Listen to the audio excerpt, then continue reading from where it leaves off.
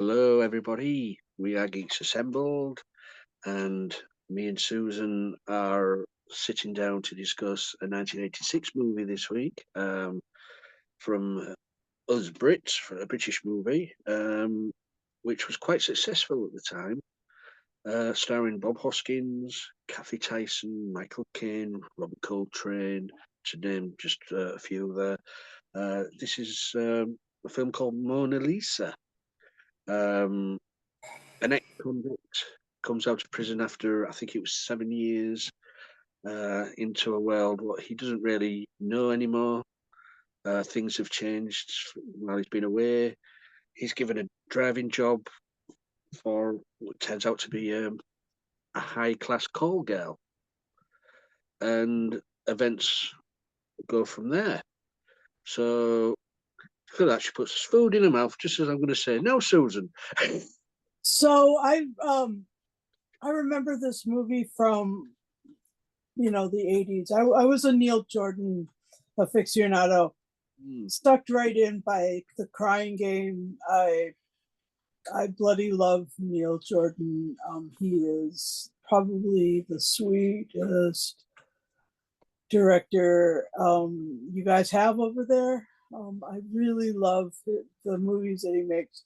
He's always talking about these people who are,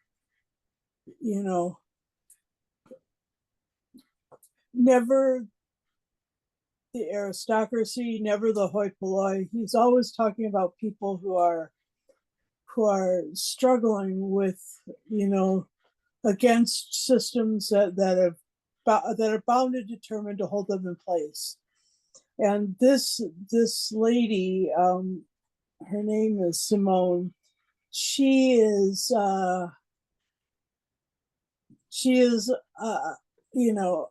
as Lee mentioned, a high class call girl, but she's also Black, and she's also a woman of incredible style and incredible grace. And the folks that she talks with, the folks that she is surrounded by, are not. And let's just start there. And Bob Hoskins once again plays a reluctant hero, like he does in Who Framed Roger Rabbit and a bunch of other stuff. Bob Hoskins, even in Brazil, he plays a reluctant hero so well that his demeanor, that there's like a Bob Hoskins demeanor that some actors portray to show that they are the reluctant hero. It actually has become part of the it's a trope, it's a style, it's a response kind of thing that is beautiful, and it is very British. Oh my gosh. He's cool as hell. And this one's got Robbie Coltrane, and it's got Michael Caine, who are both like in and of themselves super cliche in some ways, but in other ways, their characterizations are beautiful. And I really love the fact that Mona Lisa plays through the whole thing, because it is about the secret smile that you get when you're doing something that is not smiled upon by anybody society wise, but is smiled upon by folks who are in the know, folks who kind of see past the scrim of the veneer of respectability that some things have. And this is definitely all of that. And I think that you get that with the painting, you get that with basically everything Neil Jordan does is about coming past that veneer and really seeing people as they really are, having a moment of hope. And even though things are incredibly violent or incredibly, well, you got sexism in this, you got racism in this, uh-huh, you know. exactly. Um, so that you're scratching the surfaces of that. Yeah, well, he with good reason. Mm. Those are pretty damaging states of mind, especially for people on the receiving end of sexism and racism. Okay, there's some new news that just came on. And let's not forget that Tyson herself is sort of an iconic actress. She's Yeah. I mean, right now she's playing what's her name? Raffaella, the Mother Superior of the Bene Gesserit in the Dune Prophecy series. So, I mean, she's got chops, and I mean, what a good actress she is, and how how transformative seeing her act is. It is really fun. And so, yeah, Neil Jordan and Tyson and Bob Hoskins and Michael Caine and Robbie Coltrane. And I mean, that's not all of the ones that there are. I mean, and the guy Clark Peters, who plays Anderson, is just he's so good at that, and then they're all looking for this girl, the girl in the photograph is what was her name? Is it Kathy? Yeah, that's it. It's Kathy. Mm. And that's the twist of the movie, isn't it? The Kathy twist. yeah, that really was. That there was Um, another woman named Kathy, or a woman that they just put the name Kathy on, and I'll be Kathy. I'll be anybody for you. mm, Just say that I'm doing a good job.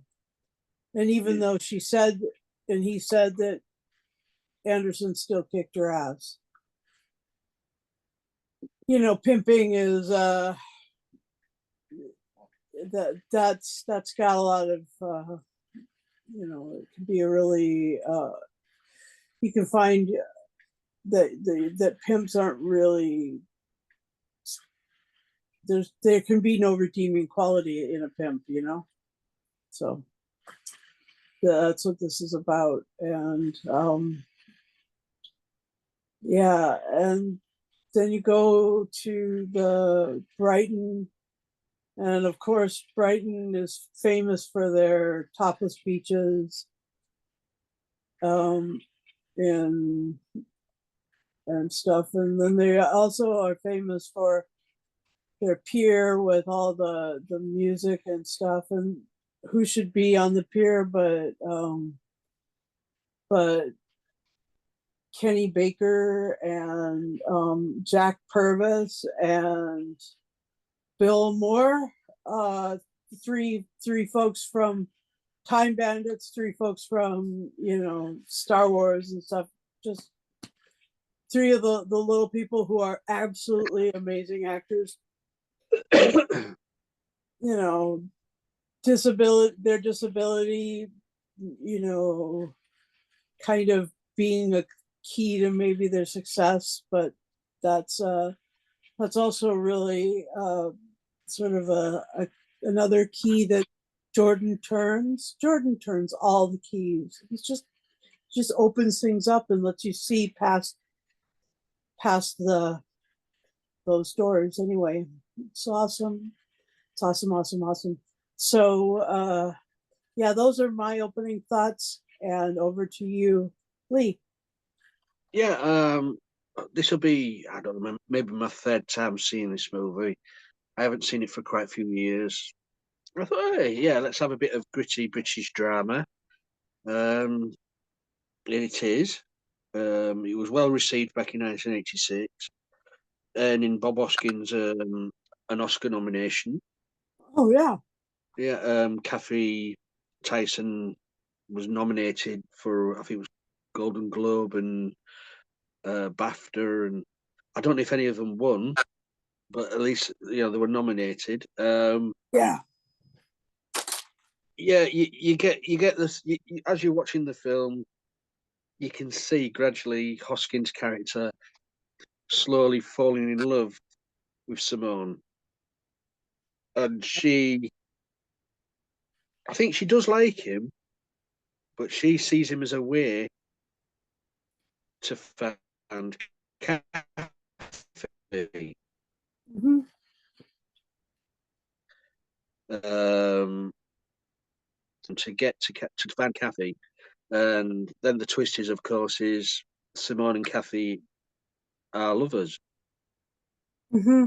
Um, and let me say that George just sort of didn't see that coming, loses it, and then so the violence comes out. Um, it's Yep. a sort of a sad ending. Yeah, really. I mean, okay, yeah, he gained it back his daughter again at the end, but you thought, oh, him and Simone could have made something of it, but then the twist, and of course, you say you have Kane playing a sleazy club owner who most probably got George put into prison in the first place. Yeah. So he did 7 years for him. Yeah. Um, So what? I mean, it's not a big role for Kane in this. No. Um, Good on him for taking the part, and he plays it very well. Yeah, it's kind of like a throwback to what was the one to get the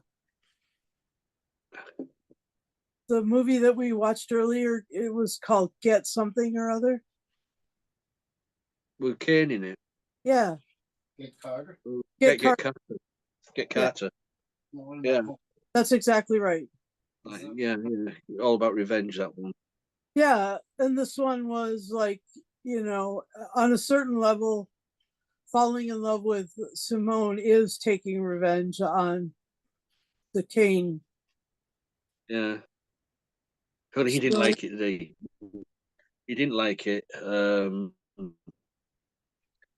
He got his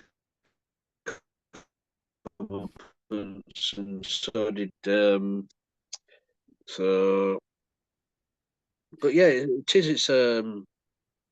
it's a nice little homegrown British movie made by Handmade Productions, which was George Harrison's film company. That was also really cool. Yeah. I mean, George Harrison had a good I don't know, a way of picking movies. He knew which movies would be successful, and he had a run of good movies in George Harrison. Mm-hmm. And it was nice to hear a song by Genesis. I know Nat King Cole played all the way through the movie. Mona Lisa, When I Fall in Love, and all that was in the movie. But you had just this section in the movie where George was going around the sleazy strip joints Mm-hmm. looking for Kathy, and in the background you had Genesis playing this hit "In Too Deep," which is a Mm-hmm. lovely song. So they suited that scene really well. And also as well, I'm surprised seeing it was back in the mid-80s and what the movie was about, call girls and stuff like that. There was no real gratuitous sex scenes, really. There was a flash of a breast once, I think, in one of the strip joints. But they stayed away from all that sort of thing. But there was that scene that I thought was going to be lots and lots of male bums and stuff when they went to when George went to the baths with Yeah, so, yeah, and Kane's character. And yeah. I just thought that, for sure there would be like lots of that was Now buried down. just hairy legs and hairy shoulders. Yes. And that's just Bob Hoskins. That. But yeah, I enjoyed this movie. It was nice to see it again. It doesn't often get played on TV that I know of. I mean, there's loads of movies what deserve to be broadcast more and more. This is one of them, I would say. So, any moments for you, Susan? What's Well, yeah, like the baths, like how he was actually acting really detective like, yeah, and the reluctant hero, and the fact that he'd done 7 years for Kane's character, and he was he came out and was given this job, and you never knew if he was gonna if he had enough, if he was getting paid enough to overcome all of the injustice or the justice of serving time or whatever. And the other thing that was really cool about this was I did like the Genesis interlude. That bit was amazing. And I liked the I like the Brighton Beach Pier thing that they were, it was kind of like a chase scene, only it was a foot chase. And you just kind of always were wondering about Simone and George, and whether or not that would work. But then at the end, you find out that Simone is with Kathy, and they had to he had to be a hero for Kathy as well. mm, Not only Simone, but he had to rescue Kathy from that that person that she was with. yeah, Kind of more humiliating than I mean, it was obvious from her expressions that she was not enjoying that, and that there was there wasn't enough money in the world to make that fun for her. no. That kind of humiliate I so I don't know, you know uh There was two things what for me wasn't really answered. I mean, you might have seen the answers in the movie, but for me, what was the reasoning behind the rabbit?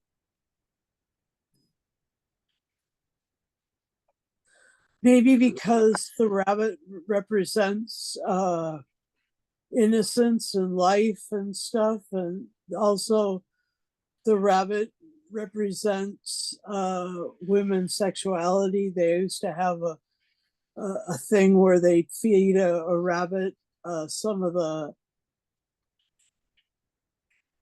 so they do a blood test with a rabbit, and if the rabbit died, the woman was pregnant. So I mean, like there was that bit of female connectivity, and don't know. But also I mean, innocent because it was a perfectly white rabbit with pink eyes. You know, it was an albino rabbit. yeah. It's just I was just sat wondering why give him a rabbit as a gift. But and then the other thing I was if you was watching this movie for the first time, Mm-hmm. Kane's character wants George to find out what Simone does when she goes on jobs. He wants to know. Why does he? I don't. Yeah, that's that. I mean, if you was watching that for the first time, which when I watched it for the first time, I thought that Kane's character was Simone's husband, being a sort of a jealous husband type, pimping her out, wanting to find out what she does. But then he's not. He's not her husband, and he's. So I'm thinking, well, why does he want to know? Maybe because the kind of people that he's sending her with are the kind of people that he was sending Kathy with. People who are like, you know, Yeah, it was just one of those disturbing things. stuff. What sort of played in my mind? I'm thinking, not really. That's not been really answered. Oh, okay. So, yeah, but That's, as we all that's know, valid. That is a valid yeah, question. as we all know, she just drinks tea. Uh-huh. But yeah, anything I else? love that they did that all on Polaroids. That was great. Well, yeah, well, they already had Polaroids back then. I know, but that was like a trope. Mm. I did like at the end when the credits was rolling. You had George Thomas, Robbie Coltrane's character, and George's daughter walking down the pathway, backs to the camera, and all of a sudden they start sort of skipping and jumping to the music and whatever. I was walking further away. Well, that was quite sweet. Yeah, Into the next adventure or new life. yeah, yeah, yeah. That and that whole like custody of the daughter thing was tough for George. Yeah, but the daughter wanted to know him. It was the wife. Yeah, that was difficult. I mean, Yeah. yeah, what a scene in the street. Yep. So, anything else you want to say about Mona Lisa? No, it was a good movie. Yeah, I liked those kind of you know 80s